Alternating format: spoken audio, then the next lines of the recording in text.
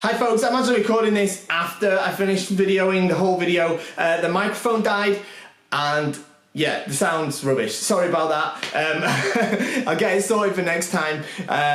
Yeah, it died like whilst I was recording it all, and now I don't have any proper audio, so we're dealing with the in-camera audio. Sorry about that. I'll do what I can with it when I do the edit, but just forgive me this time.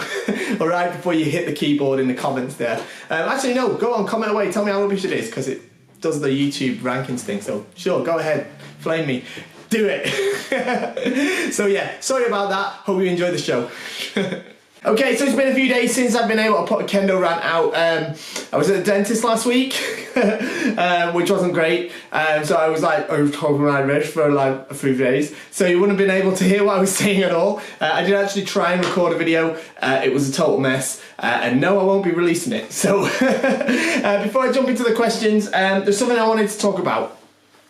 I want to talk about door, specifically the size of door. Okay, I did mention in a previous video about the size of how the door should fit you, and we talked about the width of the door here, and basically when you're wearing the door, this is my synthetic door, there should only be, in this area here, there should only be enough space for like 1 or 2 fingers.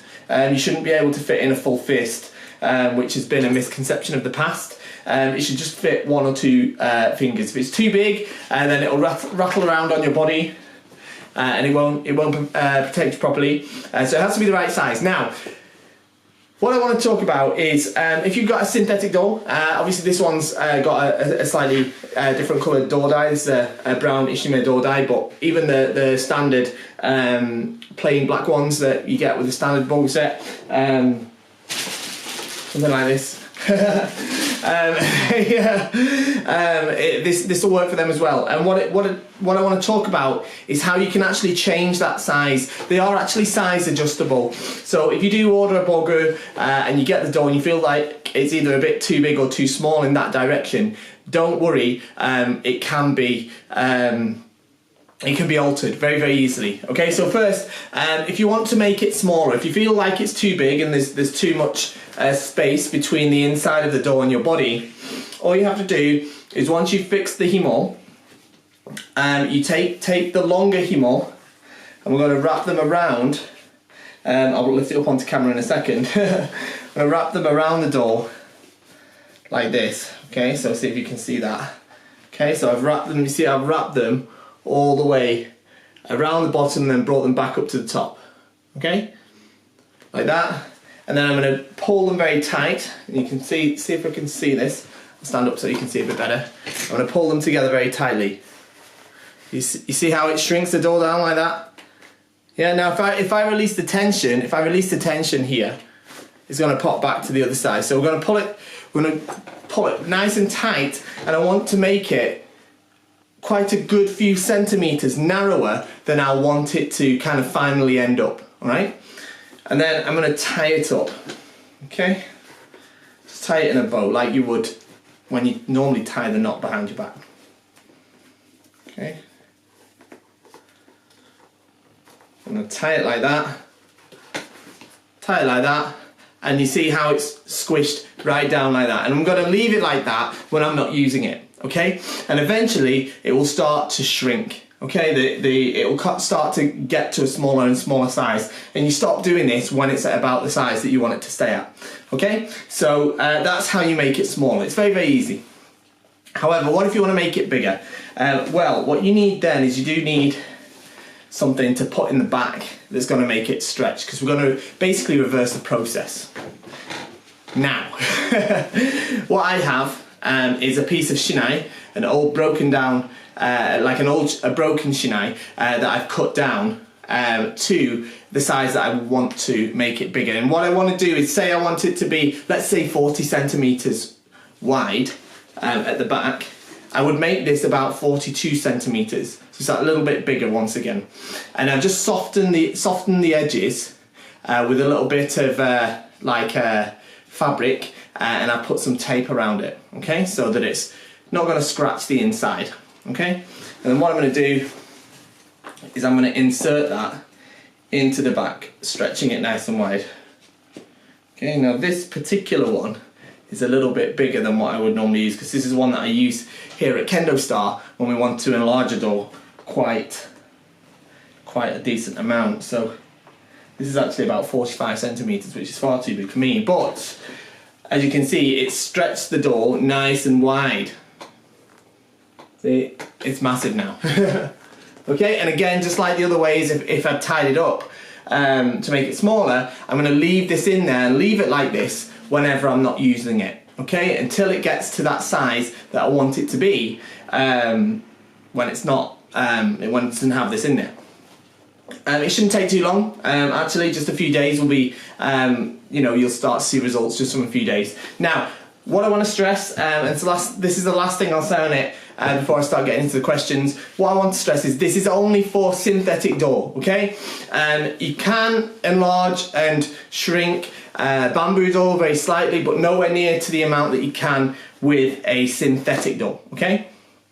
So the synthetic doors, especially the 50-piece style, are indeed designed to be size adjustable in this way, but don't go ahead and do it with a bamboo door.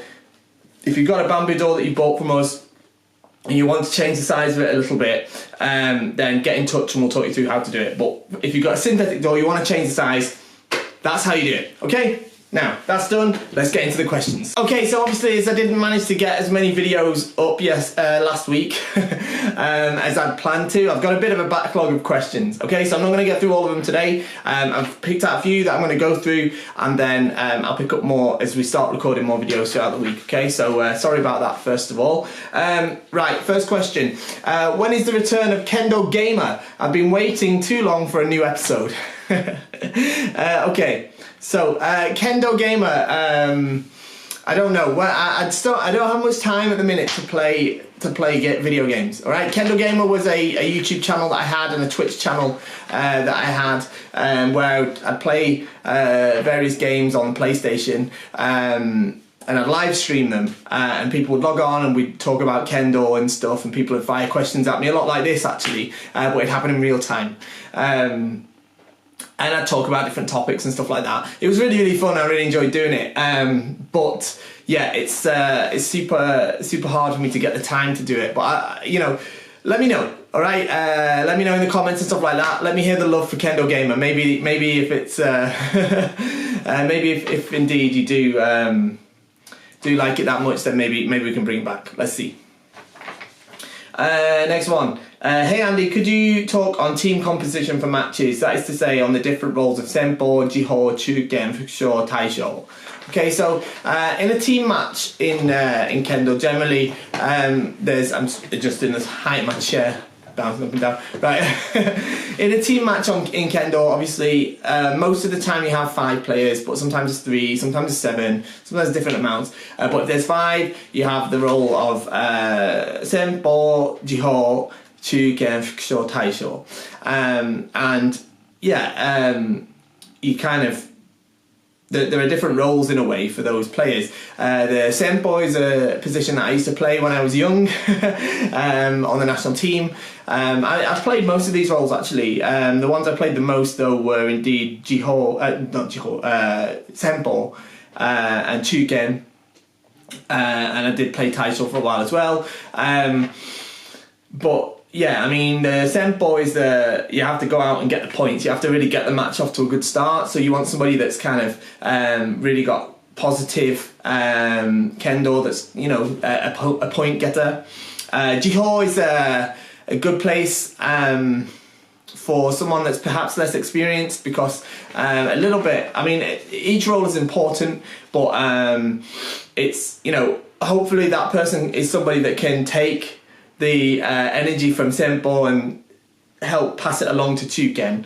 But again, it's a good place. It's a good place to put somebody that's a little bit less experienced, because it's not a necessarily super critical position.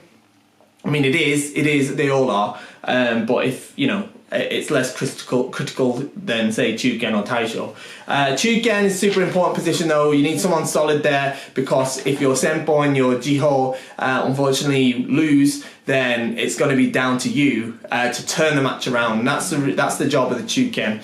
And likewise, if they come out back with a win, you have the chance to tie up the victory right there. So you need a good strong player in Chugen. Again, for sure, similar role to Jiho really, that somebody that can take the success from the Chuken and pass it through to Taisho. Taisho being, of course, the deciding member. That has to be really someone you can rely on to win the match. If it does become Taisho-sen, which is the match between the two Taisho, and it's decided by those, that's your kind of last line of defence really, and it really must be, it's usually the most sort of experienced player that plays in that position. If you're quite new to team Shiai or team matches, then the best is to just line people up in order of grade or experience. That's quite a foolproof way. There are some theories. People say, "Oh, put your strongest players in Senpo, Jiho, Chugen, and then you can win before the match is over." But the problem is, if that doesn't work, if one of them ends up with Hikiwake, and you end up with the opponent's team has the really strong Taisho, and you've not managed to get the results up front, then that can leave you in a bit of a sticky situation. So I recommend sticking with the sort of traditional format in that sense. Okay, next one. Andy, I love your content. Thank you very much. How old can a child be when they begin Kendo? I've heard in Japan some start as soon as they're able to walk. Okay, so in my opinion, yeah, I mean, sometimes kids start when they're really, really young, but most dojos in Japan start to accept them from the first year of primary school, so that would be when they're around 6 years old. I have sort of experienced a little bit where people have had sort of 5-year-olds, but they tend not to be able to keep up, and certainly not be able to keep their attention span, sort of their attention long enough. There's not a huge difference. My kids started at 7 years old. There's not a huge difference between kids starting at 5 or 6 and starting at 8 or 9, or even 10 or 11. The kids that start earlier don't, for some reason, they don't necessarily end up as better players or better kendoka. That's really down to the child itself and their own sort of perseverance. So yeah, it really depends on the actual child, I'd say. I wouldn't really recommend starting a kid off properly at a dojo like before they're sort of 6 or 7 though. Just for the sake of them being able to understand what's being said to them and being able to sort of hold their attention long enough. So yeah.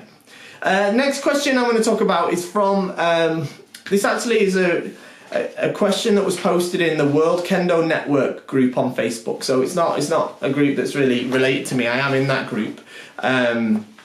But somebody posted it on there, and then somebody commented and asked me if I would sort of cover this question on Kendo Rant as well. So that's why I'm talking about it. The question was, how do you say play or practice Kendo, or do you say do or study or train Kendo? So it's about what verb to use when talking about Kendo. I actually commented on this post on World Kendo Network, and yeah, I mean, okay, so it seems to be quite an interesting topic. I think, in my opinion, the correct term is indeed to do or to practice. I guess you could say train or study. I feel like practice or to do is the better words though. Play, of course, is incorrect. Many people commented on it saying how play is definitely incorrect because it makes it sound like a game and makes it sound like sports, or when Kendo's more serious and that sort of thing. And I'm not sure that's necessarily the reason.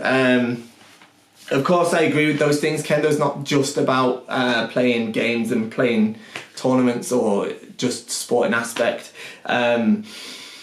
But it's not that like Kendo is more noble or more special or something than some other activities. I mean, I'm not saying it is or it isn't. I'm certainly not saying that. But what I am saying is that isn't the reason why we don't say play Kendo. I believe that the reason that we say play Kendo is because it's an English language thing. I think it's nothing to do with Japan. Some people were talking about how in Japan lots of people say play Kendo, but they don't say that in Japanese. They only say that in English, and that's generally people that English isn't their first language. So they're actually making a mistake with English when they say play Kendo. There's plenty of other activities or sports that you don't say play for. You say play football or play baseball or play basketball, lots of ball sports, racket sports. But you don't say play yoga, and you don't say play karate or judo, you don't say play fencing or play gymnastics or play mountain biking or something like that, do you? Right? So I believe Kendo falls into the same sort of category as that, and for that reason I think the correct verb is to practice or to do. In Japanese, I think the reason for this, the reason that some people say play is I think it's because some Japanese people get the English wrong and they say play Kendo, and they do that because of the way that they kind of understand English, and that's, it's very difficult when you learn a second language. I know from my own experience, because lots of aspects of the language don't work the same logically or grammatically as they do in your own language. So they never say play any sports in Japanese. They don't use the word play at all. The word play in Japanese is asobu, which means to play, like play with toys or to play with your friends. It's not. They don't say like in regards to sports, like baseball, for example. Baseball is yaku. They don't say yaku or asobu. It's like suru or yaru, which is like to do. Sometimes, or kendo as well. Kendo, they'd never say kendo or asobu. They'd say suru or yaru, or they might say narao, especially for kids. Narao means to learn, so it's the equivalent of saying I'm learning kendo. But they never say the equivalent of play. But what I believe happens is when they start to learn English, they learn that many popular sports that are more popular than kendo, like soccer, baseball, in English we say play. And I think they just apply that across the board to all activities.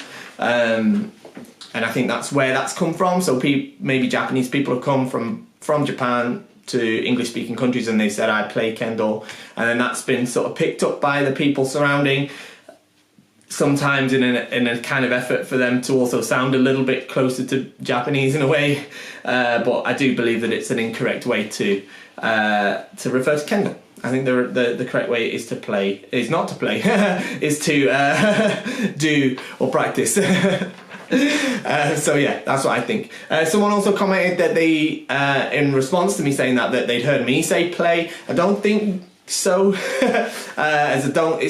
It's just not how I normally refer to it. I do sometimes use the term play in reference to Kendo, and I think there are exceptions when the term play is a little bit more acceptable or appropriate, and that is when I'm specifically referring to tournaments or to competitive Kendo, when you would say play a match, or I'd refer to a competitor perhaps as a player, or I played in a tournament. I might say that, but in general I wouldn't say I play Kendo, at least I don't think so. Next one. Are there any good exercises to improve footwork? How would you get ready for the European Kendo Championships, and what would your training routine be like? I really like your show and I would like to know what's your view. Thank you very much. Okay, so exercise footwork. Yeah, I mean, there's no like secret exercises that are going to suddenly make your footwork better. The best is to just practice it at home. Just 1, 2 suriashi, and just really methodically. All right. I think just practicing the basics of footwork is so important. I put a lot of effort into that myself. I actually practice a lot of, and in our dojo I have us practicing a lot of kirikaishi just with suriashi before we start to introduce fumikomi. And not just running really fast, but just each step absolutely perfectly correct. 1, 2, 1, 2, making sure that I've got the good hikitsuke, so the left foot's coming up nice and quickly. And then progress that into maybe some faster suriashi, and you can also practice kind of changing direction, maybe do 3 steps forward, 2 back, 3 forward, 2 back, things like that. I definitely think that would help. And how I would be getting ready for the European Kendo Championships if I was a competitor still, then I would be, yeah, I mean, obviously I'd be training as much as I could. I'll probably be hitting the gym a bit, especially at my age, to making sure I don't injure myself and I can kind of keep up in terms of my stamina. But I'd be also doing an awful lot of mitori geiko, doing my very best to make sure that my kendo is where I want it to be, not just physically but mentally, and that I've got a good idea of what other top European players are looking like. I'd be there's a lot of stuff on YouTube now, which is a brilliant thing, but you know, I'd be looking up a lot of the people who I'd probably consider my rivals and trying to get an idea of what their sort of fighting is like. I was very lucky that, you know, by the time I was, just before I retired from the you know, national team, I was in a position that, you know, there were several players that I could pick out and say, well, there's a good chance that they're going to reach the same stage of the tournament as I am, so they're the people that I'm going to have to be looking at as potential rivals. So yeah, I'd be doing a lot of that as well. Okay, last one. Okay, and that's it for today. Question for both Kendo RANT as well as the rest of the group. So this is from the Kendo Show Early Access group. There's a link in the description if you're not in the group. Get in the group, I say in every video. If you're not in it by now, what are you doing? Alright, I'm at 6th Q, which I managed to achieve in the recent week. Well done. Reading up on the Kendo British Association group for grading guidelines, that at this stage beginners should know how to look after and maintain the shinai, understand its structure and be able to name its parts, which is straightforward for me. Okay, good. However, I'm seeing that I have to understand or at least be able to perform appropriate kendo kata. What is kendo kata and why is it important to know? And is it something I should probably worry about practicing? Okay, so fantastic news. Well done on getting your 6th Q. Yeah, good. You need to know about the shinai. Definitely make sure you make sure you're up to speed with all of that. Kendo kata is a practice method in kendo for it has very many aspects and reasons for why it exists. But essentially, to answer basically what it is, it's the kendo that you do without bogu and with bokuto, so with wooden swords or bokken, and you don't actually strike each other, and you perform set patterns of techniques. Okay, so it's already decided what will happen. This side will attack here, and the other side will move and attack here, or something like that. That's the kendo kata. It is important to know for many reasons. It's part of Kendo's history, but also it teaches many of the core concepts of Kendo. And if it's something you should worry about practicing, well, I mean, the thing is that really depends on your dojo. You need to speak to your sensei about that, and I'm sure your dojo will start to teach you kata and practice kata with you when it is time for you to necessarily need them. In my dojo, where I'm teaching at the moment, when we do Q grades, we are awarding up to 2nd Q in our dojo, and then from 1st Q, IQ, and the Dan grades, they're awarded nationally by the British Kendo Association. So I actually don't require the lower Q grades, probably up to 3rd Q, I guess, to actually perform the kata. As like something that I introduce later for them to do when they are starting to get ready to go for the national grading. But that doesn't mean that we don't practice it, because we do, but it isn't part of our grading syllabus until a bit later on. So you know, you need to see what your teacher thinks about that and what their sort of idea of it is, and I'm sure at the right time they'll start to introduce it to you. Okay folks, that's it for today. I've just noticed as well that the microphone died like right at the beginning of me recording this video, so I'm really sorry for like the echoey sound and stuff. I'll get it sorted for next time. Alright, so sorry about that. I hope you can hear it alright. I hope the audio is not that bad, but do forgive me. Don't forget to do all the like, share, subscribe, leave a comment down below, all that sort of thing. Most importantly, don't forget to do your Kendo shopping at KendoStar.com. That's the website that I run. I say it every time, you should be shopping there by now. Come on. We've got some awesome deals, obviously on Shinai, on Borgu. We've got some good deals on the Vanguard series. Vanguard is an amazing Borgu set, by the way, if you didn't know already. It's on discount right now, actually, as part of a sale that we've got running on. We've got that one, we've got the Shinobi set as well, so if you want something that's a little bit more kind of all round, I should have brought one on actually so you could have had a look, but anyway, have a look at them both, have a look at the V1 as well, just take a look at the Borg sets we've got on sale because they're awesome. And not forgetting the awesome new uniforms, we've got some brilliant new uniforms, so check them out as well. That's it for today, I hope you enjoyed it, I'll see you all next time.